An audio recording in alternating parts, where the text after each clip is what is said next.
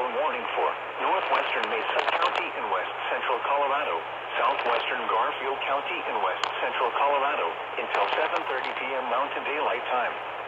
At 6:30 p.m. Mountain Daylight Time, severe thunderstorms were located along a line extending from 6 miles west of Dubnik to near Palisade to 15 miles southeast of Grand Junction, moving west at 30 miles per hour.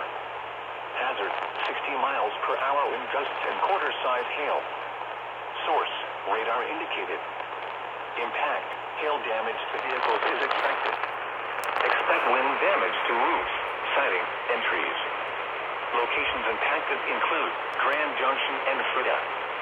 This includes the following highways: Interstate 70 in Colorado between mile markers 14 and 69. Due south. Highway 50 in Colorado between mile markers 32 and 49. Colorado 65 between mile markers 53 and 61. Colorado 139 between mile markers 1 and 7 and near mile marker 9. Colorado 141 between mile markers 146 and 162.